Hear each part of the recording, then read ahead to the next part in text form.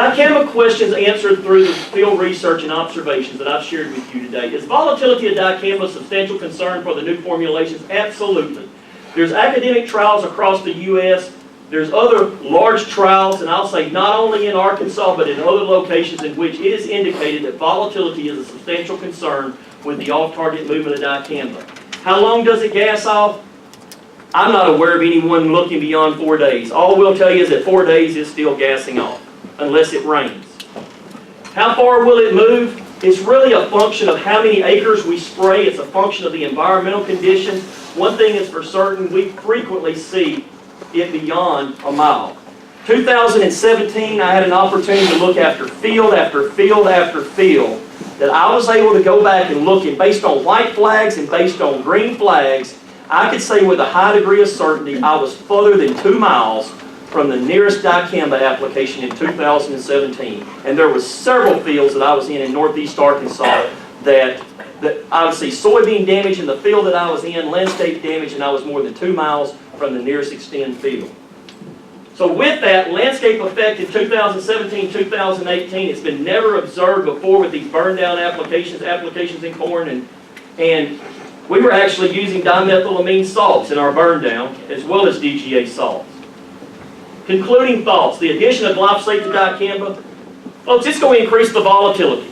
That's what the data says, and with that, you're going to have a lower pH and greater off-target movement. I can tell you with certainty, the data indicates that volatility continues to be a significant contributor to the off-target movement of dicamba in the state of Arkansas, and this was late spring and summer applications. And here's what everyone needs to make sure that they understand. And we have some applicators in here.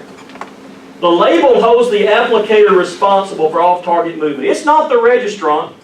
It may be a volatile product. So what? If it moves, the applicator is responsible, and the applicator has absolutely no control of a volatile product. Injury to soybean was routinely observed in excess of 2 miles from extend fields, as I noted a few moments ago. And in 17 and 18, we really began to see this exponential increase once we moved beyond mid-June, which is indicative of the fact that late May applications are causing these.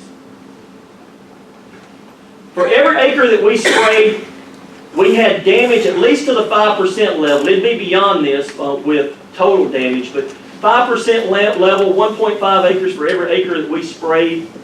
I can tell you that I believe atmospheric loading, the data would indicate it's a function of the amount that we spray and the volatility of the product that we spray.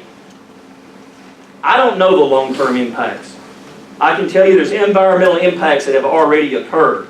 What other impacts are occurring? I don't know the long-term impacts in terms of the damage. The EPA currently does not have the answer to this question also.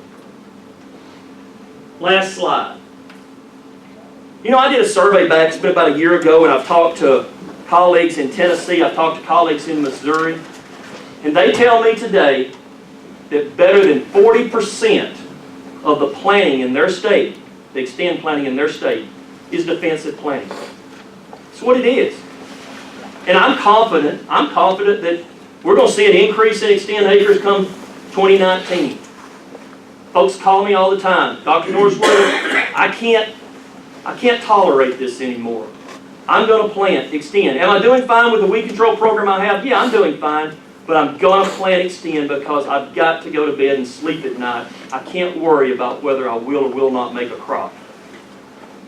Also, you can't put an extend trait in a tree. We can't put an extend trait in edamame soybeans, food-grade soybeans. We're not going to do this in non-GMO soybeans. This is outside. This is beyond a soybean issue and a cotton issue. I've always said, and I will continue to say, that cropping systems have to be able to coexist. I have spent 20 years of my life as a weed scientist, professional weed scientist, trying to understand herbicide resistance and how to manage herbicide-resistant weeds. I'll tell you right now, and I'll challenge anyone in here, I wake up every morning thinking about how to kill pigweed. I go to bed at night thinking about how to kill pigweed. Folks, I've been in Australia. I've been in Europe. I've been anywhere and everywhere you want to go across this world trying to figure out how folks are killing resistant weeds. We have some innovative technologies that we brought back from Australia that Dr. Barber and I are working on in here right now. Because it's all about trying to manage these systems. But I'll contend today, if we cannot have systems that coexist, we might as well give up and go home. Because one thing is for certain, I don't care if you're talking Liberty, 2,4-D, or Dicamba, one thing is I will say today as I wind this down. 10 years from now, none of those are going to work. None of them. I'm confident of that. And with that, then the next question becomes, what are we going to do at that point? I don't have a new mode of action in my program. Are there some new modes of action out there being dealt with? Yes. But I can tell you right now, we're 7, 8 years at best from seeing a new mode of action. As regulators sitting here today with the State Plant Board, I am with just saying regulations should be based on the best available science. And folks, I've done the best I can today presenting the science. It doesn't have an impact on me. I'm just here to talk about the science and what the science means. And I'm going to leave you, this is my last point. You know, Dicamba's been used successfully in Arkansas, and I'm convinced it can still be used successfully in Arkansas. But it's got to have an appropriate cutoff date if you're going to have success. And success is not 200 complaints. Success is not 1,000 complaints. And I'm going to also tell you this, and I understand there's a loophole in the $25,000 fine. Until some teeth can be placed and some strong enforcement can be enacted, it doesn't matter what you do in this room. You can do what you want to, and I'll tell you right now, I get phone calls all the time where folks call me and say, it doesn't matter what the plant board decides today. Because come April, come May, I'm spraying. So folks, something's got to happen that's got to stop that. And I'm going to open the floor if there's any questions. That's what I have. Questions from the board. Thanks,